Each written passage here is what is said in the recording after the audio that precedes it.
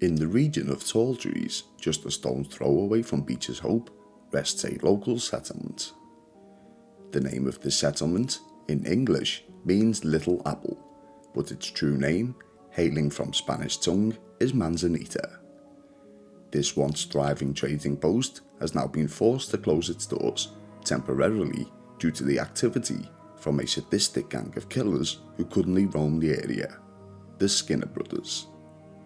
The area is still populated though by a somewhat friendly group of Norwegian settlers who have travelled here from their homeland. They seem a very pleasant group of people. But here at Manzanita, there are lies and secrets behind the smiles of the locals, and today this is what we're looking into. Welcome to another video on Red Dead Redemption 2. You're listening to Phil of Philby Gaming. If you're a fan of RDR2, you will find a playlist on this channel detailing tips, facts, walkthroughs, secrets, lore and theory videos, so be sure to check them out. As always, if you enjoy what you see, be sure to hit like and subscribe and turn on notifications to be the first alerted each time a new video is produced. Now without any further delay, let's get into today's content. The Dark Secret of Manzanita.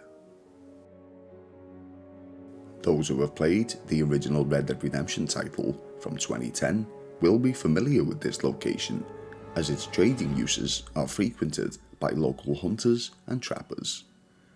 But as I said earlier, Manzanita has been forced to close its doors for the time being due to gang activity. From the story campaign itself, we only visit here once during a mission titled The Toolbox, where John, Charles and a couple of hired guns visit one of the blacksmiths to acquire some tools. But returning during free roam, the player can uncover a dark secret that the Norwegian settlers have tried to keep hidden away.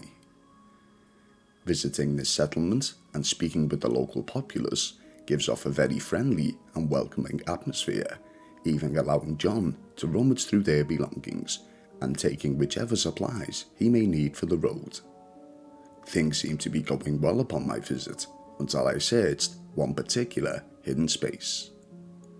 Towards the rear of Manzanita is a small cabin, home to what appears to be a man and his wife. They seem to have no problem with me walking straight into their home and making conversation. But upon entering, I noticed that I was being prompted to examine the floorboards below me, right next to the couple's bed. When doing so, I dug out an old photograph of a couple and their young child. The lady was fair-haired and posed a similar resemblance to the current residents of Manzanita, indicating that she was not only possibly Norwegian, but maybe a family member too. The male looked a different nationality altogether, with more darkened features, including jet black hair. I didn't think much about this, that was, until I turned over the picture and was introduced to some writing on the opposite side. Uren, it exclaimed. With a little research, I quickly learned that Uren is a Norwegian term, and its English counterpart, when translated, means unclean. Who was this couple I had entered the home of, and why was this photograph, with such a bizarre and impactful statement, hidden beneath the floorboards? Upon discovering this, I felt I needed to investigate their home further. Even while searching their cupboards and drawers, the pair seemed not to care and still acted friendly and approachable. That was until I discovered a second hidden document. A torn page from a journal written in the tenant's Norwegian language. As soon as I acquired the scrap of paper, the couple immediately fled their home. I chose not to give chase, as I still didn't fully understand the situation. Upon reading this journal entry, I discovered it translated into the following. To live with this guilt is not to live. It is a slow and painful death, the least I deserve. I hate going to sleep because the only face I see is yours, and all I hear are your screams. Father says that it was the only alternative, but he becomes more worried with each passing day. He knows it, we know it. May the Lord forgive us. Was this note written by one of the couple at the home? And what was the guilt they were referring to? It probed more questions than answers. Did it have something to do with the photograph I had found? I couldn't quite put the pieces of this puzzle together. It wasn't until some time later that I would find the answers I was searching for, and it came in the way of an ambush location. Whilst on my travels through tall trees, I noticed several X markings on my minimap, indicating corpses. As I drew closer to investigate, I could hear the screams of a man. I came across a campsite which had clearly been overrun by bandits. 3 or 4 innocents lay dead in the most brutal of fashions, but one victim remained alive. As I neared, I could see that the poor soul wasn't far away from death. He sat upon the cart with an arrow sticking from his chest and his face scalped clean off.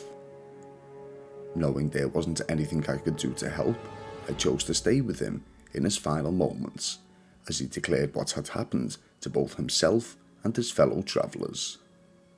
This was, of course, the work of the Skinner brothers. Following the trail of destruction from the ambush, I soon discovered several more members of the caravan just a short distance away. They too had met their demise. Inspecting one of the corpses, I had found the final piece of evidence I needed to summarise just what the story of Manzanita was all about. On this person was a newspaper clipping, once again written in Norwegian. It translated into the following: horrendous killing in Lyngdal. A man, a woman and a child found bruised and stabbed in the woods behind Ostad yesterday morning.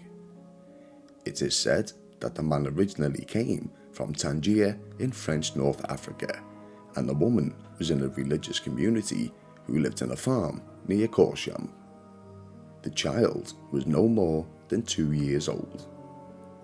The rest of the small community, which, according to other people, has mostly lived a secluded life, has mysteriously disappeared, and the police encourage everyone who has information about where the community may be located to contact them as quickly as possible.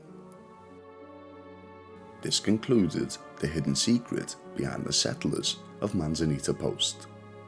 It seemed apparent that the young lady from the photograph had fallen in love with the man from Tangier, French North Africa, and the pair would soon become pregnant. The girl was part of a religious community.